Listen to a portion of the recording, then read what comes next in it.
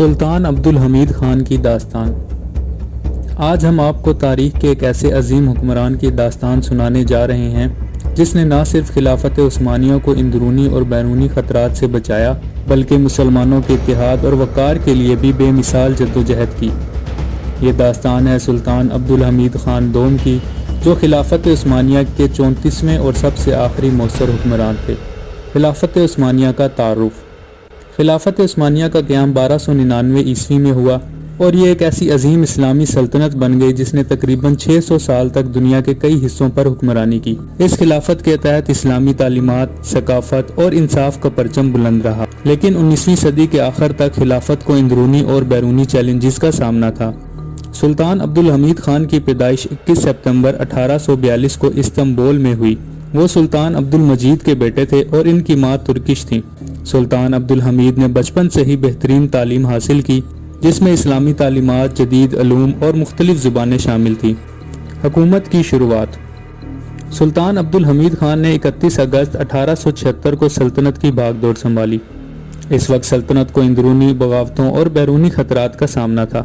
روس، برطانیہ اور دیگر یورپی طاقتیں خلافت کے مختلف علاقوں پر قبضہ کرنے کی کوششوں میں تھیں۔ سلطان عبدالحمید نے اپنے دور حکومت میں اصلاحات کا ایک جامع منصوبہ بنایا جسے تنظیمات کہا جاتا ہے۔ اس کے تحت انہوں نے تعلیمی، عدالتی اور فوجی اصلاحات کی۔ عثمانیہ سلطنت میں ریلوے نظام کی توسیع اور جدید یونیورسٹیوں کے قیام کے ذریعے انہوں نے ترقی کی بنیاد رکھی۔ اسلامی یکجہتی کی تاریخ۔ سلطان عبدالحمید نے اسلامی یکجہتی کی ایک مضبوط تحریک کا آغاز کیا جس کا مقصد دنیا بھر کے مسلمانوں کو ایک پلیٹ فارم پر لانا تھا۔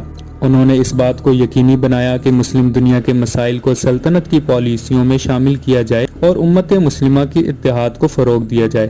لیکن سلطان عبدالحمید کا دور حکومت آسان نہیں تھا۔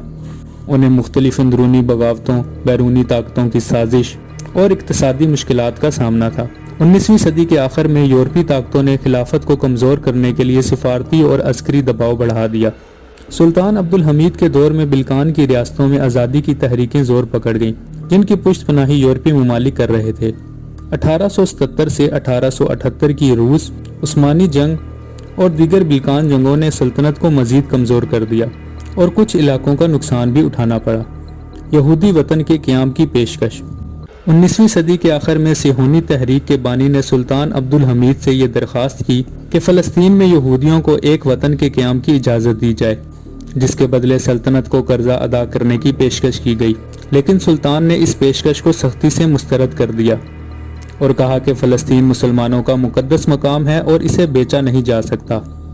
سلطان عبدالحمید نے 33 سال تک خلافت کی قیادت کی، لیکن 1908 میں نوجوان ترک تحریک نے ان کی حکومت کے خلاف بغاوت کی، جس کے نتیجے میں انہیں 1909 میں خلافت سے معزول کر دیا گیا۔ اس کے بعد انہیں قید میں رکھا گیا اور ان کی بقیہ زندگی اسیری میں گزری۔ سلطان عبدالحمید خان کی میراث۔ سلطان عبدالحمید خان کی حکومت کے دوران کیے گئے اقدامات آج بھی خلافت عثمانیہ کے سنہرے دور کی نشانی ہیں۔ انہوں نے اسلامی اتحاد، علمی ترقی اور جدیدیت کی جو راہیں کھولی وہ آج بھی مسلمانوں کے لیے مشعل راہ ہیں۔